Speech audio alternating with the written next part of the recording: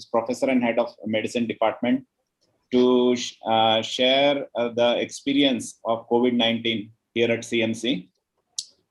We compare the first wave with the second wave. There are plenty of things that we can learn. The first wave, the peak hit in September. And the second wave, the peak was around April, May. And then the first wave, then the peak was in 17th of September. And it took almost 100 days from 8,000 to 98,000 per day case to hit in the country. If you compare the second wave from 8,000 to 1 lakh case per day, it took only 30 days. The virus was very virulent. It was, spreading very fast. It was very infectious. And if you see the first wave, the death in September was around 1,200 when it was in the peak per day, compared to, almost 1,500 to 2,000 per day in the second wave. Also the age group, that's very important. The age group in the first wave was above 50. That's what the reported age group was. Compared to the second wave, where the age group is around 18 to 40 years. Now, we can say that most of this age group people are outdoors. That's why they are getting more infection. We don't know what will happen in the third wave, whether the age will further cut down to pediatric age group. That's what the prediction is and the mathematical calculations say. Whatever, we need to be careful. Even if there is low infectivity, still we need to go around with our masks, hand sanitization, social distancing, and take all precautions to prevent this disease happening. With this brief introduction, I request Dr. Mary to please, she can start the presentation. The Zoom platform is yours. Yeah, good morning to everybody. I'm really grateful for this opportunity to present the work that we have done here at CMC, especially the Department of Medicine. At the outset, normally we start thanking people at the end of a presentation. But at this outset, I would like to thank everybody at the outset, because we wouldn't have done all this without the help of everyone. Particularly, I'm apologizing if in case I have missed out anyone, but I would like to say a special thanks to definitely all of you, particularly the department, all the director's office, particularly Dr. William Bhatti, for having encouraged me to take those teaching classes where I also learned. Best method to learn is by teaching. And the principal's office, Dr. Jairaj and Dr. Ashish, for having encouraged us to take on postgraduate thesis as well as departmental research work, which we got enough material to do. The medical superintendent's office for having provided the platform to do all this, because there's a lot of work behind the scenes that they have done and have worked tirelessly, particularly with the help of the GS office and getting oxygen points and increasing the wards so that we could admit more patients. Also the nursing, which was the pillar of our support during this whole pandemic. From all the logistics, including providing PPEs and patient support, as well as discharging during the time of discharge. We should not forget the people who have worked so hard tirelessly, day and night, different shifts, and having themselves also come down with the COVID infection. Particular thanks to our department faculty to have started the work and continuing to have done it through both the waves. The junior faculty who dared and went in and took rounds, our residents who worked on 3-hour shift, 8-hour shifts, 3 times a day. They would go in and without a word of grumbling, they would continually do their work. Residents from other departments and faculty who helped us with our complications, which we came across. And so this work that I'm presenting is actually dedicated to all of you. I'll start presenting. And as you can see from the first slide, and Dr. Ashish has made my work a little easy, you can see the waves that have come in. We actually had our first case on March 19th, 2020, and it was my patient. I still remember we went into the ward ICU 2, and this was just a respiratory illness, and we all got quarantined after that, our whole team, because we had gone in without the required PPE. And as I go on, I will just outline the presentation that I'm going to do today. So I'll be giving a little brief introduction. I'll present our CMC data, the admissions and the mortality that we've had, some extrapulmonary manifestations and complications, also talking a little about mucomycosis, some ongoing departmental research, and some variants of concern and the vaccination that we should be all knowing about. And eventually I'll summarize. So this review article in Nature really actually right in the beginning in 2020 showed us how this virus, which is so small, is capable of causing so much of damage. So this virus actually has these spike proteins and goes in and attaches to the receptors. So it can have a direct cytotoxic effect. It can cause dysregulation of the RAS. It can cause endothelial cell damage and thromboinflammation. This is the biggest pathology that we dread. And it also causes a dysregulated response, immunological response. So keeping this in mind, if you have this in mind, it's easy to understand what the patient presents with. So we experienced 3 grades. Usually there are 3 grades of severity with corresponding distinct clinical findings in a patient with COVID.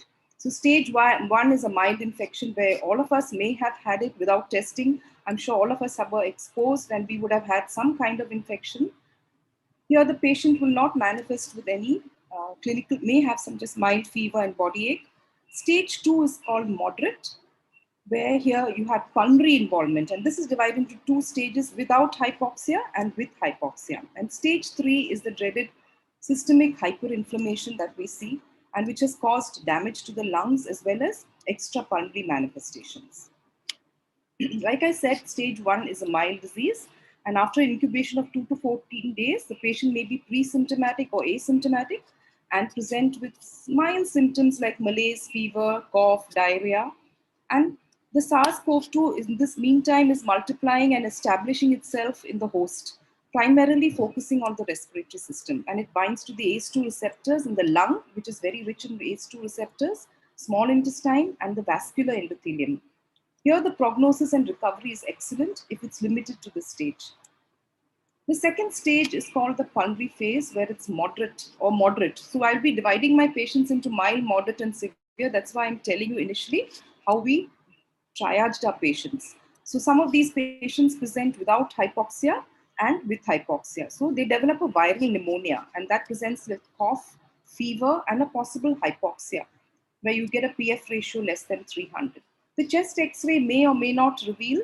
However, the CT is in early phases. It can reveal bilateral infiltrates or ground glass opacities. And here you can see elevated markers of systemic inflammation like the CRP, LDH, ferritin, D-dimer, and IL-6. We were doing all these, CRP, LDH, ferritin, D-dimer, and IL-6 in some patients. The third stage is the hyperinflammation phase, which is a severe stage. And here you get extrapulmonary systemic hyperinflammation, inflammation, where the markers of systemic inflammation continue to rise. And you have increased inflammatory cytokines and biomarkers, which I mentioned before. That is the IL-2, the IL-6, the IL-7, and we look at the CRP, ferritin, and D-dimer. So if we were to sum it up in a timeline, this is how it looks like. Stage 1 is the early phase. Okay? Stage 2 is the pulmonary phase. And stage 3 is the hyperinflammation stage. And we call it mild, moderate, and severe, depending on when the patient. So the patient can present in any of these 3 phases. So the clinical symptoms in the mild, that's the viral response phase. This usually lasts between 0 to maybe 7 to 10 days. Here is when the patient between 2 to 7 days is when he's most infectious. So they present with fever, and in labs, you may get a lymphopenia. In stage 2, they come with dyspnea.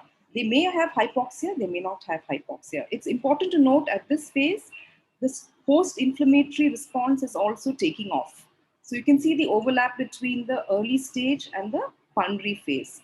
So here the PF ratio may become less than 300 if the patient becomes hypoxic, and you may get abnormal chest imaging and transaminitis, and the patient, sometimes the inflammatory markers start increasing also. The last phase or the third stage is where we don't want to go, is the host inflammatory response phase or the hyperinflammation phase. And here is where the patients present with severe hypoxia. They present with ARDS, shock, cardiac failure, and you have marked elevation of inflammatory markers. And the treatment potential therapies, like we said in the viral phase, because it's a virus, you can use antivirals. And remdesivir is the one that has been used most, and we have used a lot of it in our institution. Chloroquine, hydroxychloroquine, convalescent plasma has all gone off. Ivermectin, there is no role of any of these anymore. There is reduced, so we should not use steroids in this phase. The pulmonary phase is when the patient gets hypoxic, and here is where you start using steroids and also use prophylactic anticoagulation along with oxygen. Oxygen is also therapy, by the way. Oxygen has to be given as soon as the oxygen drops, saturation drops, you should start off oxygen. And the last phase is this hyperinflammation phase. And when we catch these patients going into this hyperinflammation phase is where we use tocilizumab. So when it's peaking, when the CRP starts going, it was okay, and it starts going up, is when we start using IL-6 inhibitors or JAK2 inhibitors in the hyperinflammatory phase. So this is in a nutshell how the patient may be asymptomatic, can present with mild disease, moderate disease, severe illness, or critical illness. This is what a patient's X-ray looks like in early pulmonary phase. May or may not have hypoxia. The arrows point to very, very peripheral, non-homogeneous opacities which are present. So this may be, patient may have mild symptoms and may have X-ray findings without hypoxia. This is a patient who presents with moderate, in the moderate phase, with the pulmonary phase, where you can see again the opacities are very peripheral, sparing the apices, and it's usually in the lower and mid zones with peripheral opacification. CT scans early in the disease, you can see ground glass opacities in the peripheries. It almost like, it's all subpleural, the disease. So this is where how, people have been rushing and doing CT scans to diagnose the COVID-19, and they have been infecting other people also. A lot of people used to come to us with CT scans positive, and then they're doing the RT-PCR, which is not a good idea, because we decide if you really don't need to do a CT scan, you really do not need unless your diagnosis is in doubt. So this is a good review article on extrapulmonary manifestations where we saw, and we have encountered all these in our patients.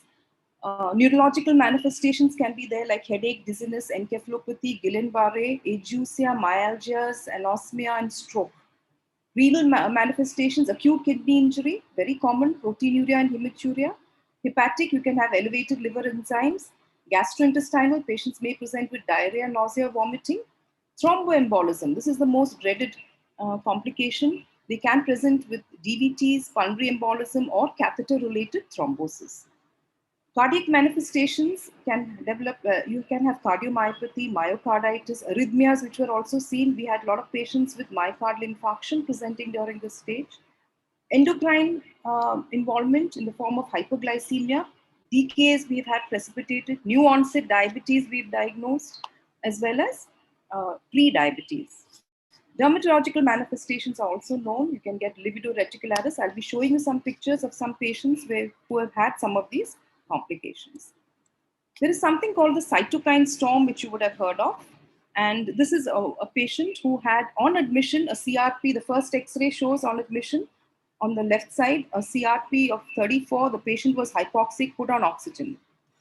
Within about 10 days, within that week, the patient progressed to have worsening pulmonary infiltrates. You can see that. And the lower two X-rays show how on one day, the hypoxia worsened so much. So that's when we pick up the cytokine storm. The CRP went more than 100. And so we decided to give tocilizumab. And this is the effect of tocilizumab 48 hours after giving. So we may have to repeat, you can repeat it. So this is what is called the cytokine storm, where you have elevated inflammatory markers, worsening hypoxia, and the patient is deteriorating generally. So we have had multiple patients of these also presenting, and we have some research going on this in the department. So the microbiology and the BCRIC is the backbone of our testing, as well as unless they had tested and given us these patients, we wouldn't have had these patients coming in. This triaging would have also been difficult. So the total tests done, the RT-PCR testing in CMC started on 21st May 2020. And we also started the TrueNat, which is a cartridge-based test, on 14th August 2020. So it was very useful. Once the TrueNat also started, the first patient I remember we had to send to Patiala to get the RT-PCR done. So we had to wait 2 days before we knew she was positive. And so all of us would have been contacts by then. And the number of tests done and the positivity rate are shown in this chart. So as you can see, in April, May, also in September, like was mentioned, we had 1,865 tests done, of which 497 were positive. And in April, May also, April it was 1,956 with 868 positive, and May. This was the second peak, and the first peak was during that September, October. So the admissions in CMC from March 20 to 21 is as follows. The first case was on 19th March, was a lady, 75-year-old, not from Ludhiana, and she had presented with a respiratory-like illness. And today we are proud to say we don't have any patients left in the ward. The first wave peaked in September, but the trend was upward by June, July, August and September. August and September, we had the maximum number of patients. And then we see that again in April, May, that was the time we had a peak again, 347 patients. And these are just admitted patients. These are not the patients who tested positive. So these are only the admissions shown. Staff members, we had a lot of staff members getting positive. And as you see in April, May, again, the load went up. Maybe the exposure was much more. And also it was seen that family members were getting infected much more. And the variant that was responsible was the Delta variant, which was named sometime earlier this year. Sorry. So this is some variants of concern that we need to know about. Alpha, beta, delta, gamma, and delta. So alpha was the first one which emerged in, it's not the original virus, this is the variants that have come out. So emerged in Britain in December and thought to be roughly 50% more infectious.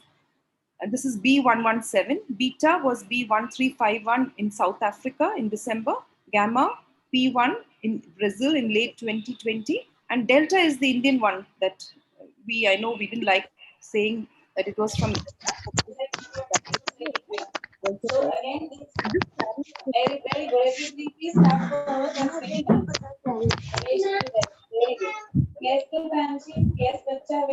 carries the spike mutation, which is causing a lot of infection. And why is this Delta variant?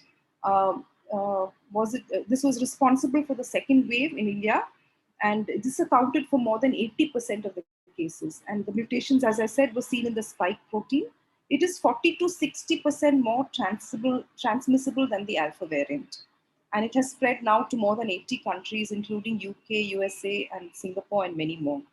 We also have the emergence of Delta plus variant AY1 and AY2, which was first detected on April 11th, 2021. So this is what has emerged from the original virus to now we have mutated, the virus has mutated and caused more severe infections, as well as rapidly, it's more infectious. So that is, it's more transmissible and more infectious. Okay. The age distribution of all the admissions, like was around 51 to 60 years was the maximum, between above 50 years, 51 to about 70 years, we had majority of the patients. There were very few between 1 to 20 years and 11 to 20. Now, I'll tell you why this 1 to 10 years also happened. This was, some of them were babies born to pregnant mothers here in the hospital. Some children who had presented in the first peak, around August sometime, with dengue shock along with COVID. So that's why we had more children there. But overall, the younger age group, as you see, is much less affected with both these peaks. The comorbidities, I won't call pregnancy a comorbidities. comorbidity along with, and also pregnant patients. This is the data.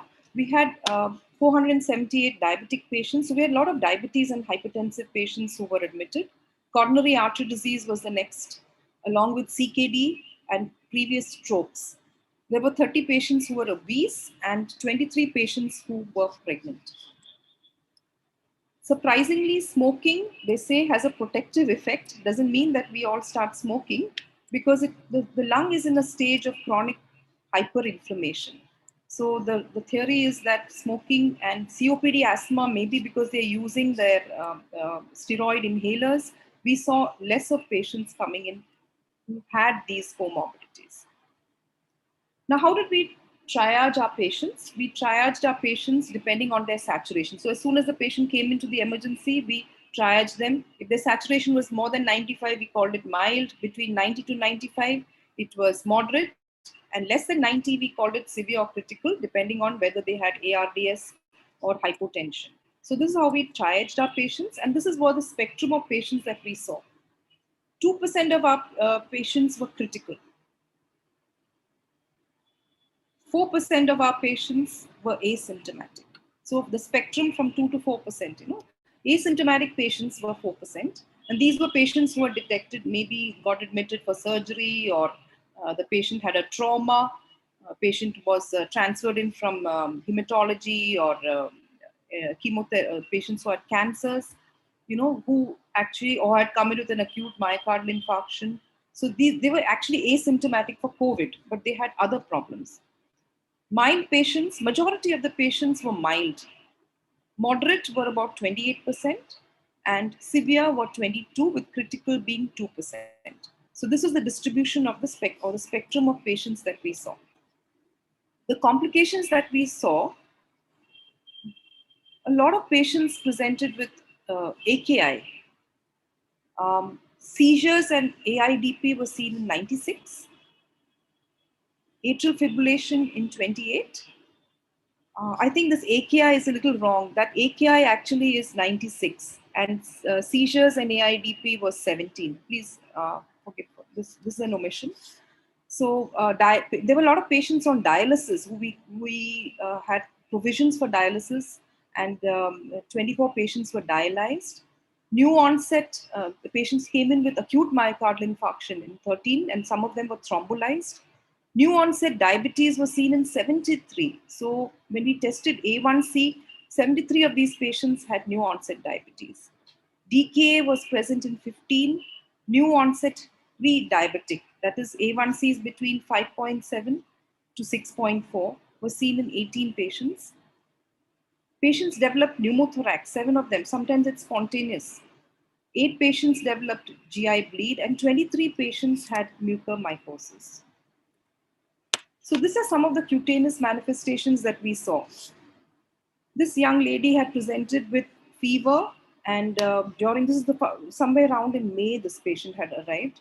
And this was the time when we were just groping and grappling to see what had happened to this patient. She presented with a respiratory-like illness, but on examination was found to have COVID positive. And then 10 days into the illness, she was found to have discoloration at the tip of her nose, tip of her toes, and even the hand. And even the body, if you can see, even the tip of the ears. So this is something like COVID nose, toes, which you see like a pseudo chilblain that was seen in this patient.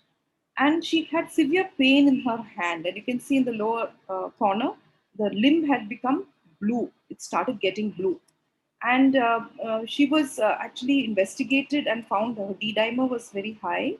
And she was possibly thought to have, she didn't have so much of pulmonary problems. It was more of extra pulmonary manifestation. And what we found was, a few days later, she was discharged, and this is what happened to this poor lady. She had to have eventually an amputation done. So this was the first gangrene that we saw, which came on during COVID. So this is the time that we started getting alerted. And this was very early. And this patient, actually, not many cases have been seen as such, even in the world. So this is one of the rare complications that we managed to see over here. But unfortunately, the patient had to lose her right hand. So a young lady with 3 children had to lose her right hand. This is around 2 months later. Another complication that we saw commonly, about 7 to 8 people had this, was they developed line-related thrombosis or spontaneous thrombosis in the DVTs, or even arterial thrombosis in the limbs. So that previous one was an arterial thrombus. This one is also an arterial thrombus. This, unfortunately, the patient developed, the femoral cannula was put in, and this patient developed mottling. You can see on the upper photograph, the legs show, the feet show mottling, mottled appearance. And we are grateful to Dr.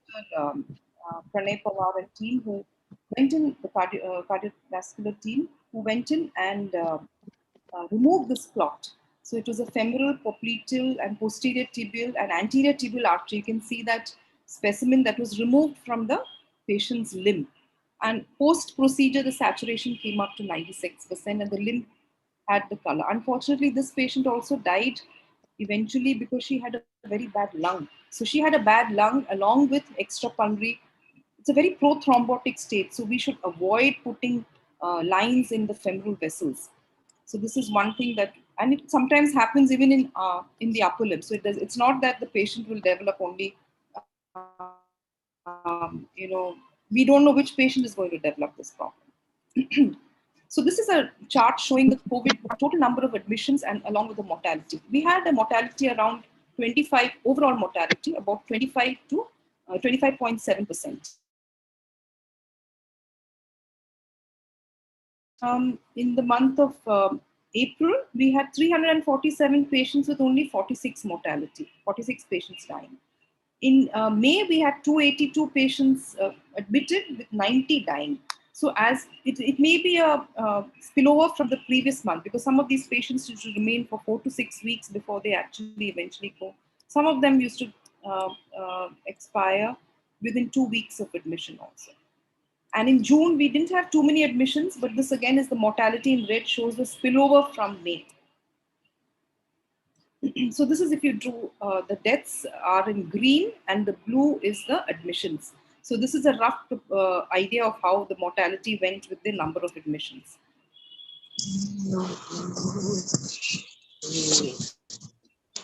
So in the mortality group, there were 139 diabetics. Hypertension was also very common, along with CKD, 50 people. We were surprised to see the number of CKD patients we saw during this time, and we were able to help them with dialysis. Some of them we could not, because they were too advanced in the disease. And coronary artery disease was present in 42 patients, and the remaining malignancy, 20 patients. Like I told you, and there were 8 patients who were pregnant or post a bottle who died. In the age distribution, the maximum mortality was seen between 61 to 70 years. And we also had, unfortunately, 14 patients in the 91 to 100 group also who passed away. All right. The complications that they had were AKI, acute kidney injury, was the commonest complication that we saw in most of these patients. Acute myocardial infarction was seen in 76 patients. Stroke was seen in 28. Patients with seizures, 26. DVT and thrombosis, 7. And as you see, new onset diabetes, 15. Pre-diabetes, 18. So actually, a lot of these patients didn't know they were diabetic. Mucomycosis in the death group, we had 4, and 15 patients we could offer dialysis. Sepsis was seen in 12. So this overall mortality, these were the complications that we saw in the patients who died. Now mucomycosis, I just speak a few slides on these. Mucomycosis, we knew was always a diabetes defining illness, and it is extremely rare in healthy people. It is because of a complication of uncontrolled diabetes and particularly diabetic ketoacidosis. And the mortality rates, if you have mucor, is about 40 to 80%. And India actually has 40% of the global burden of mucor, and the prevalence of 140 cases per million. This is according to Dr. Chakrabarti, who's in PGI. So the COVID-19 pandemic, why were we not seeing mucor in the first pandemic? This possibly is because of the lesser use of steroids. In the second wave, the second wave of the pandemic, there was much more. There were many more people getting infected, and a lot of them started using steroids prophylactically, without even knowing that they had COVID. Also, I will show you in our chart. So in the early part of COVID-19 pandemic, less than 1% of the persons had secondary infections which were fungal. However, pre-existing diabetes, which was undiagnosed, indiscriminate use of antimicrobials and glucocorticoids led to the emergence of severe fungal infections, which we saw more in the second wave, in the severe COVID-19 group. But I would like to make you point out to this, that patients who had post-COVID also came with mucomycosis. So they had come 1 month later, they're presenting with mucomycosis. So occasional reports of COVID-associated, this is a new term, CAM, COVID-associated mucomycosis was seen in various centers. And as India already has a high burden of mucomycosis, it was also worst hit by COVID-19. And many of our severe COVID-19 patients were diabetic. So a lot of our patients developed mucomycosis in the milieu of a COVID-19 pandemic. So what is the mechanism? So due to diabetes, there's high levels of blood glucose and free iron. And this causes a stress on the endoplasmic reticulum, which actually, the GRP78, which is present in the nasal and in the epithelium of the nose, sinuses, and the lungs, they get overexpressed and they relocated to the cell surface. And this interacts with COT-H3, which is found on the mucor. And this promotes the hyphae that can damage and penetrate the epithelium. And in this way, the mucor enters the lumen and induces an extrinsic coagulation pathway leading to cell damage, thrombosis, and ischemia, and leading on to sustained hypoxia and necrosis. So this ominous triad of diabetes, steroids, and mucomycosis in COVID-19 is explained as follows. You have uncontrolled diabetes with or without DKA and patients using steroids. So this leads to worsening of DKA, where the pH is lowered and the spores germinate, and there's decreased ability of transferrin to chelate iron. So there's excessive iron. Now mucor breathes on a lot of iron. It needs iron, and this iron binding, because of this glycosylation and transferrin and ferritin levels being high, they have decreased iron binding and increased free iron, which is ideal for mucor. So because of this, mucor thrives in this iron-free media. And also the increased cytokines in COVID-19, like increased ferritin, this also enhances this. And steroids, as we know, decrease the phagocytic activity of WBC. So if we were to put in a chart form, so the postulated interactions is you have COVID-19 in the center, you have steroids on one side and diabetes. All of these lead to hyperglycemia. Like we saw a lot of patients who new onset diabetes or had diabetes underlying. And this leads on to DKA, and this also leads on to having a chance of getting mucomycosis. So steroids, as we know, increase the ferritin levels. There is increased ferritin, increased free iron. In diabetes, you have, with COVID, you also have, hypoxia and decreased lymphocytes. All this in turn leads on, they're all interrelated, like I showed you in the previous graph. So this is our list of patients 23 of them who had mucomycosis. I've highlighted in red. See, you can see the age, gender, steroids. Most of them had steroids. In fact, one person had steroids before diagnosis. That's a 49-year-old male. And a 52-year-old male also took steroids before testing. And they already had diabetes prior to that. So there were three patients who were new onset diabetes. One person who was also had DK, and you see the A1C levels, it's so high, the maximum of 17.2. And one patient who had 17.2% didn't even know he was a diabetic. And he was asymptomatic. Okay, young male, 23-year-old male. He was asymptomatic.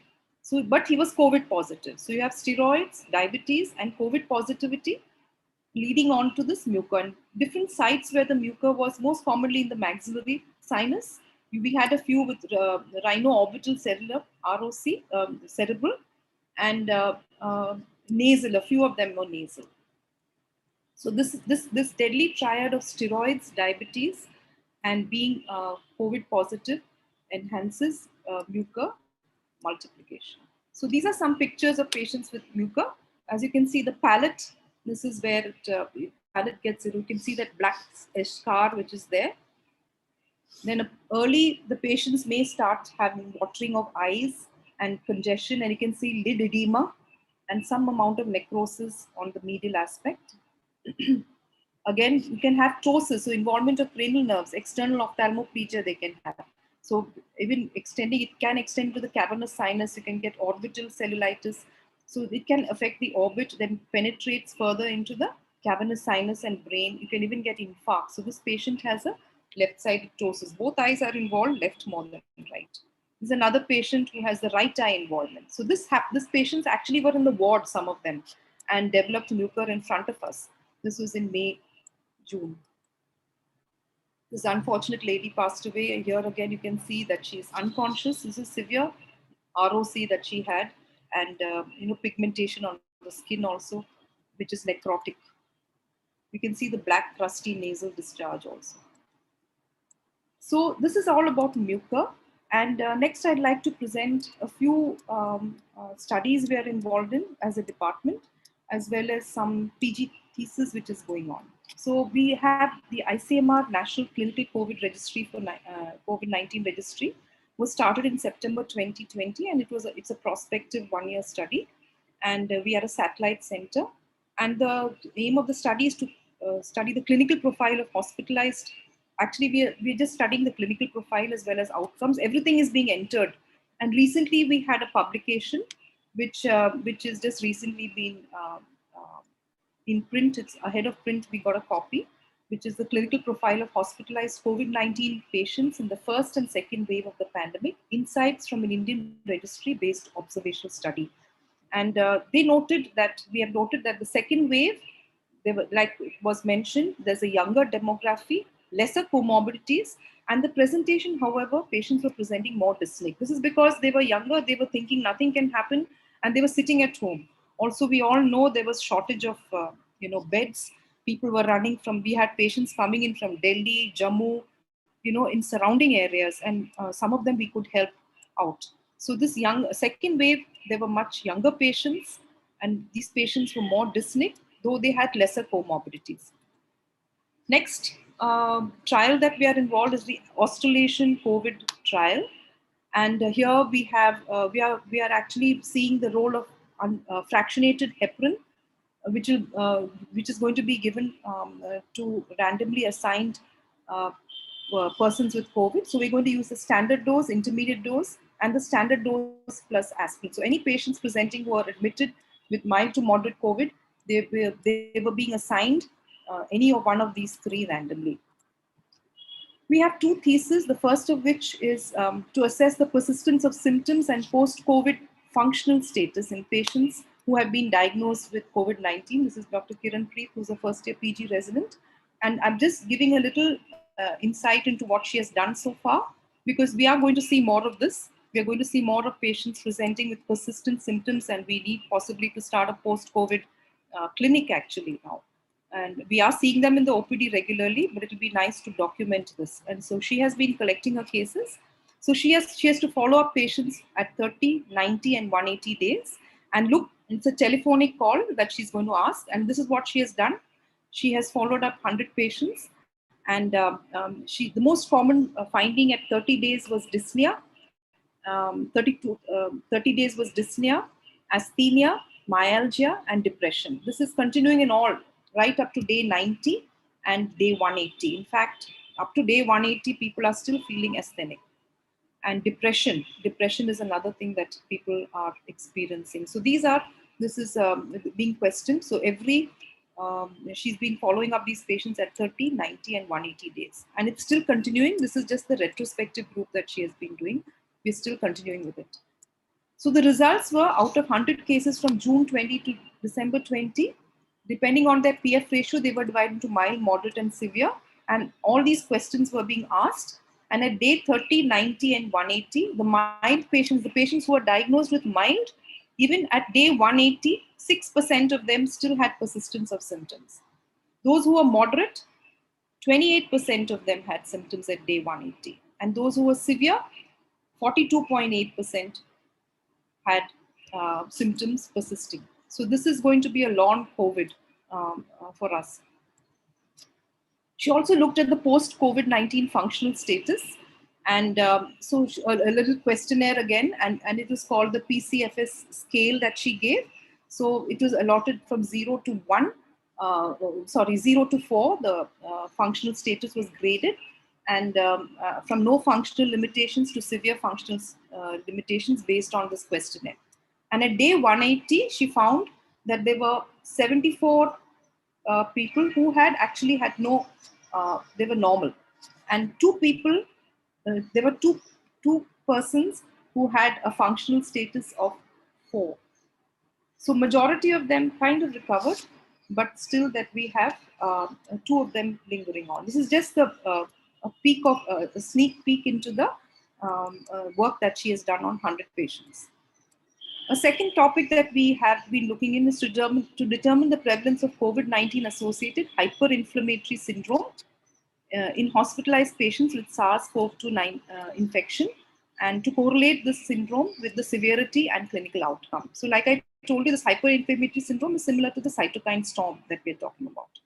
And Dr. Himanshu, who's a first-year PG resident, is also doing this. Yeah? So we give a score if they have fever, ferritin levels more than 700, if your neutrophil lymphocyte ratio is more than 9, D-dimer more than 1.5, LDH more than 400, or your AST more than 100, and if your CRP level is more than 15. So this is what we were looking at, and a score of 1 each is given. So the results were that the scores of 6, we didn't have any patient with a score of 6, but we did have people who were mild. This is the grade of clinical presentation. Those who had mild, moderate, or severe. There were patients who had limitation scores of 2 onwards. Actually, 1 onwards was present in quite a few of them, but the score of 3 was seen to be maximum. Okay, and this is explained better here. So in mild, moderate, and severe, and those who died, this was the scores that we got. So in patients who had death, they had a score of 9. So they were in code category. Those who had severe, sorry, they had N4, that is a severe category. And those who had mild symptoms, they were N1. So if you want to see what that is, N1 was actually not, this hyperinflammatory syndrome score was actually total number of all these things that we are giving. Okay, so you had to score maximum of 6, but more than 2 also is significant. Okay, so these were the percentages of patients who had mild, moderate, severe, and their percentages respectively. Okay.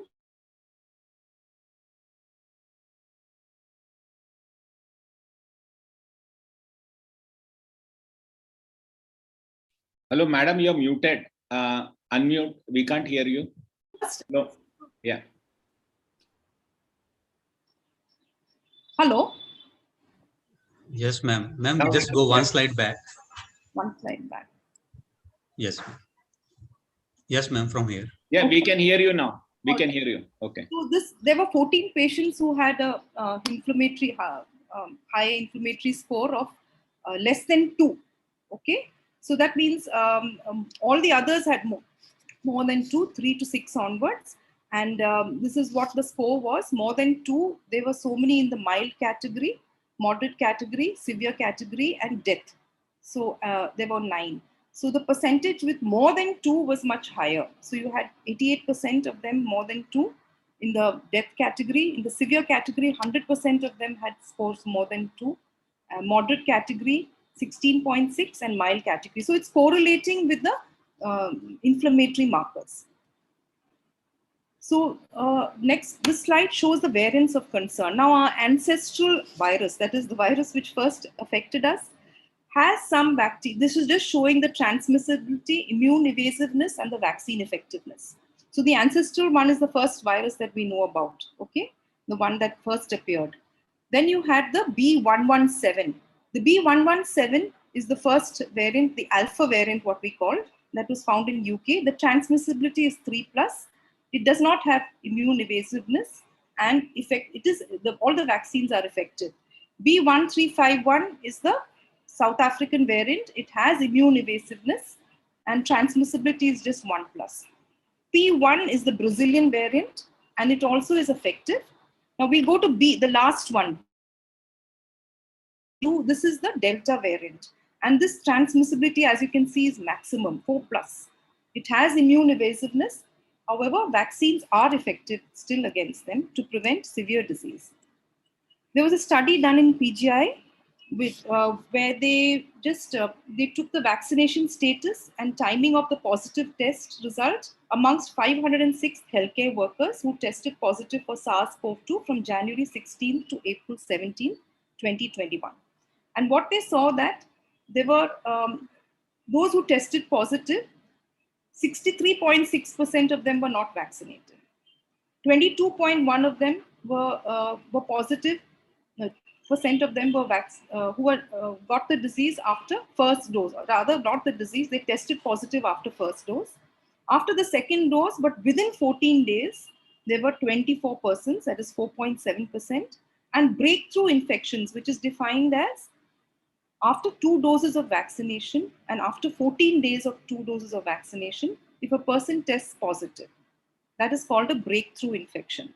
So you have to have had received 2 doses of vaccination for more than, and after 2 weeks, only after 2 weeks, if you test positive, then you're having a breakthrough infection. So it was seen that 48, that is 9.5% of them had breakthrough infections. So this is a large number. So what is breakthrough? So we also are investigating. So we are also doing a little study here. Incidence and outcome and risk factors associated with COVID-19 breakthrough infections among individuals presenting to a tertiary care center in North India.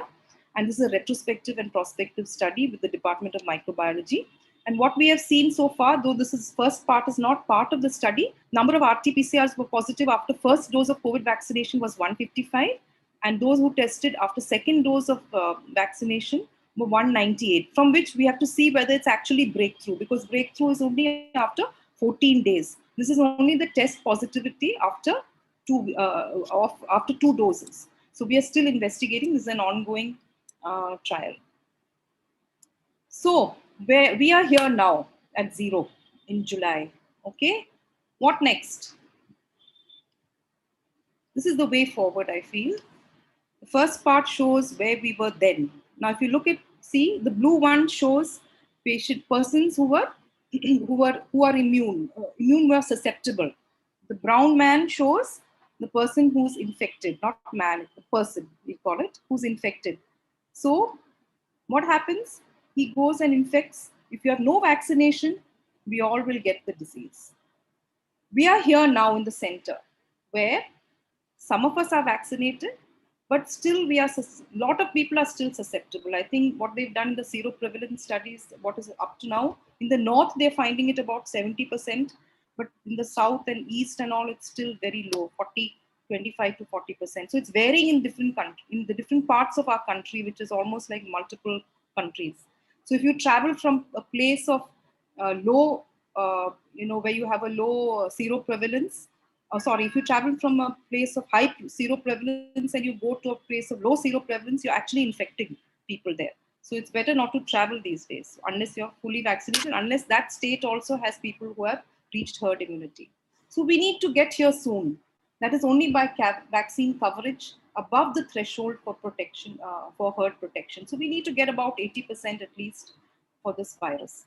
So this we need to do, and that is only the way forward. And with this, I think I will just summarize. COVID-19 is here to stay. Early diagnosis and treatment will help reduce morbidity and mortality, especially in the high-risk groups. As we've seen, steroids should be given only in hypoxia and for short duration, that is for 5 to 10 days. Prophylactic anticoagulants should be used in moderate cases. Early recognition of the cytokine storm and treatment is mandatory. Vaccinate, vaccinate, and vaccinate. That's the only way forward. And of course, along with COVID-19, appropriate behavior. Thank you all for your patient hearing. I'll be happy to take any questions. Thank you, ma'am, for the excellent presentation. There are a few questions in the chat box. Dr. Vineet Jason, his question is, what do you mean by oxygen is therapeutic? Is it by preventing hypoxia? only, or does it halt the progression of the disease? Yeah, so oxygen is therapeutic in the form of treatment. So when a patient comes with hypoxia, the first thing you do is oxygenate the patient because that is what he needs. Oxygenate, prone ventilate and oxygenate. So that's what I meant by saying that oxygen is therapeutic, but it's not preventive. You cannot take oxygen and prevent what is going to happen, and you do not need it. So spare it for those who need it. Okay, Dr. Aroma Oberoi, she wants to know how long does the loss of taste and smell last in symptomatic patients? When to start treatment for the same? Well, a loss of taste and smell is just part of mild disease. We do not treat mild disease. We just quarantine, and there's no treatment. Like I said, please do not treat. No steroids, no oxygen, no any other anticoagulation if the patient is not hypoxic. So we do not start. Yeah, we have something called as olfactory rehabilitation, which we do in ENT. They can send to us for We'll send them to you. or the olfactory rehabilitation. Chris Baby would like to ask how long should anticoagulant be given once a thromboembolic complication is established? So that's a good question. That we'll have to see if the patient survives and goes out, especially if it's pulmonary. Usually we give them low dose.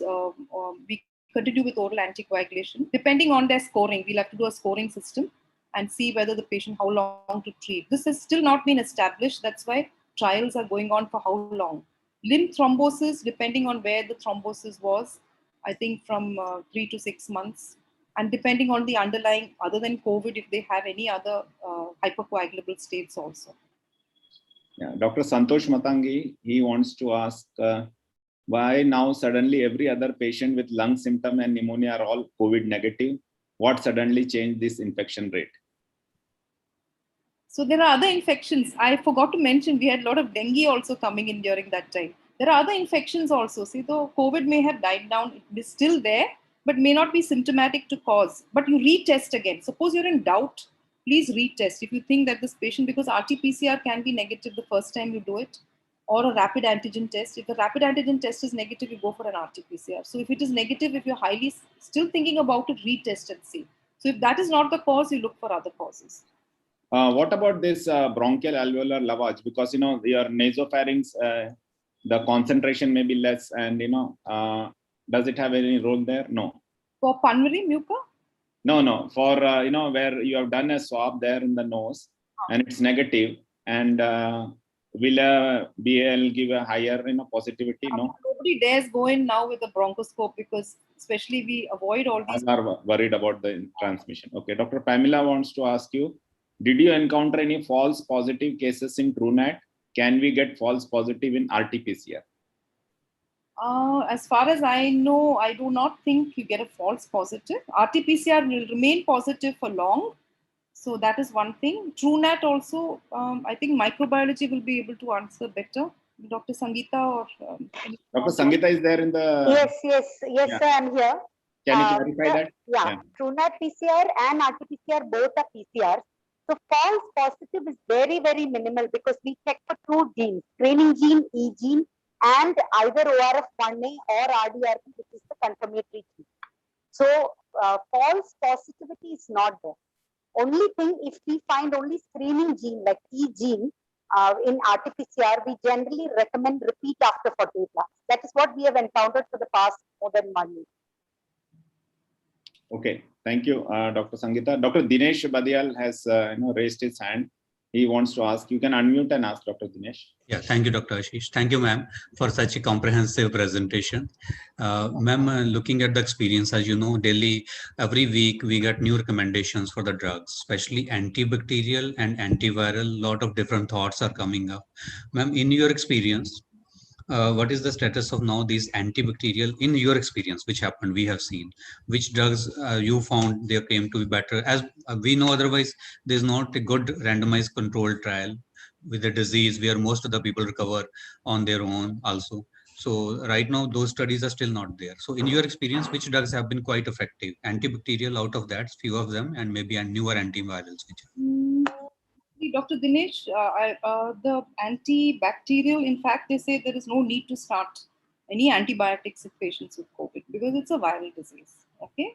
And most of the time we do start is, in the late stage when the patient is intubated, but we all have been using it prophylactically, and which is not a good idea because a lot of drug resistance is coming in.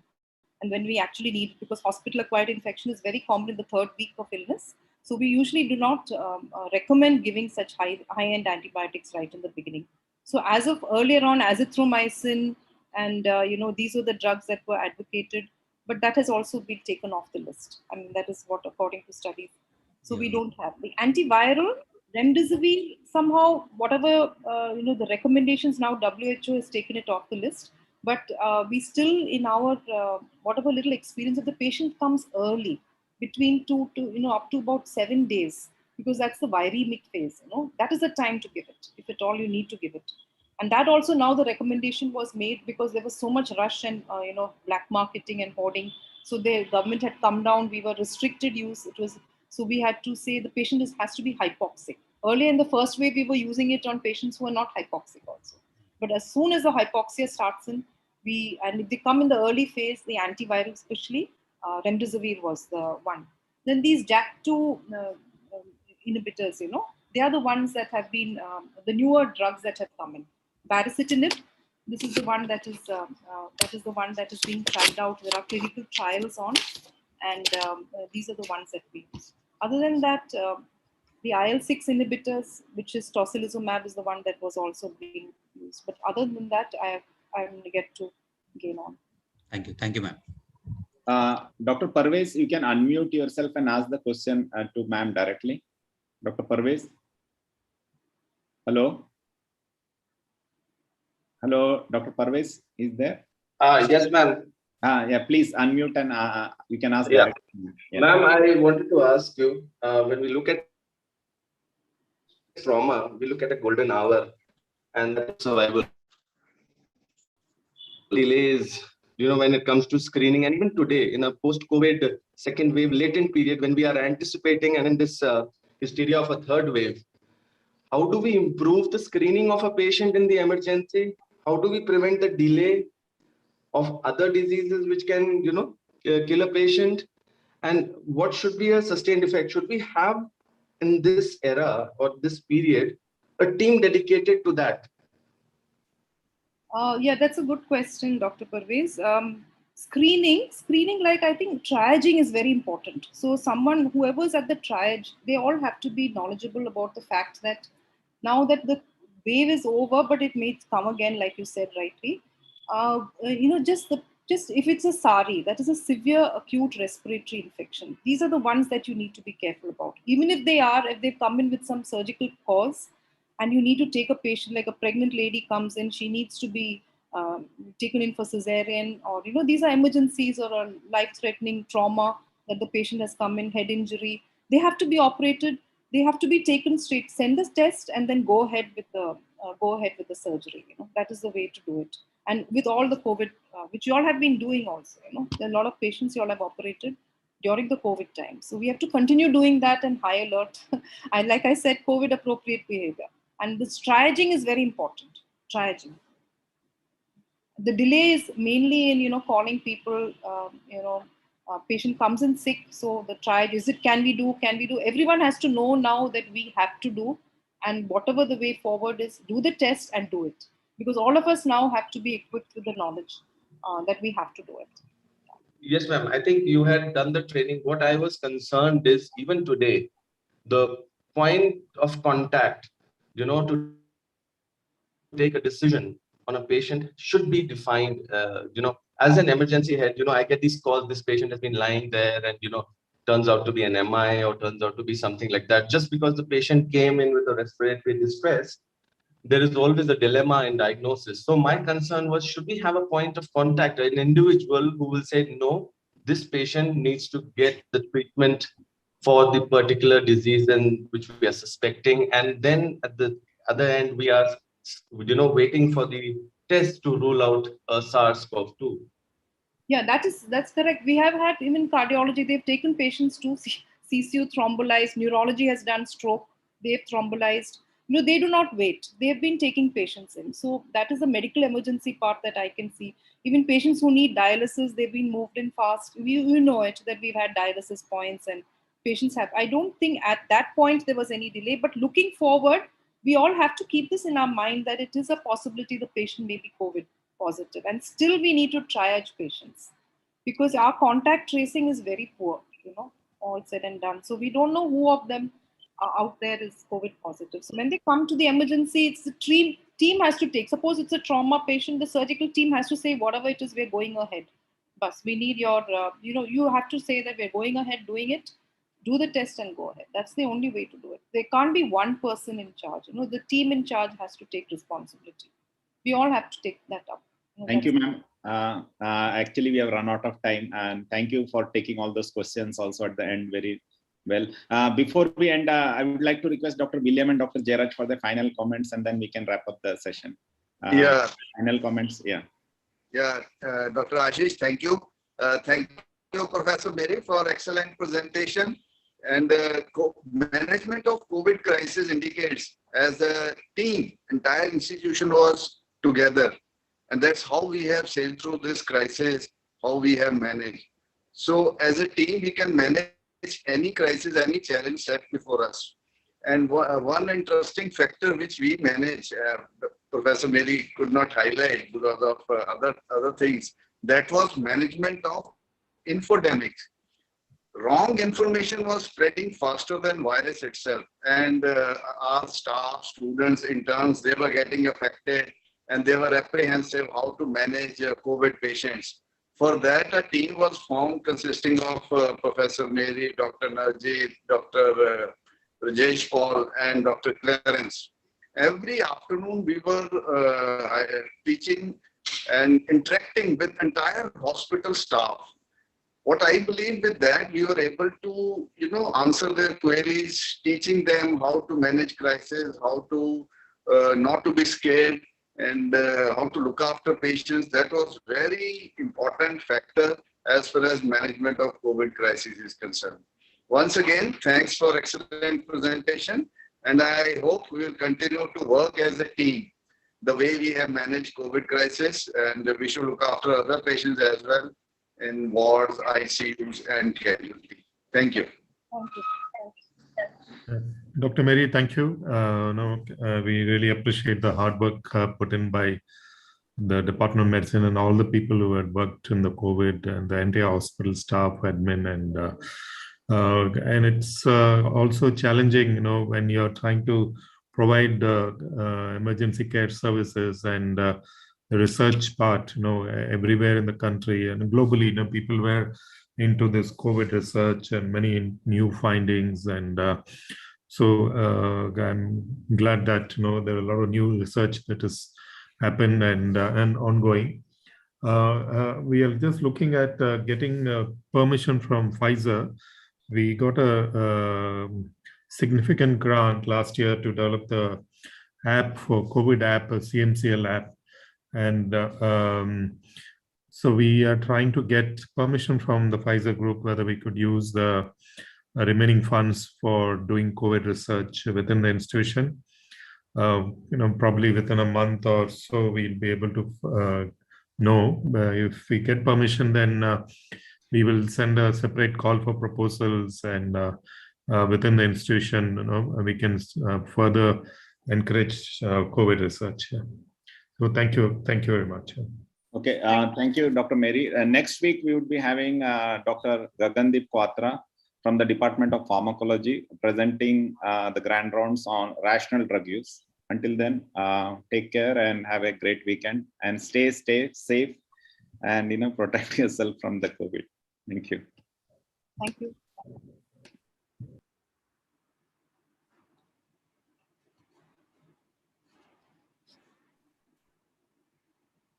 Ma'am, it was very nice, very informative. Thank you, Pamela. Thank you.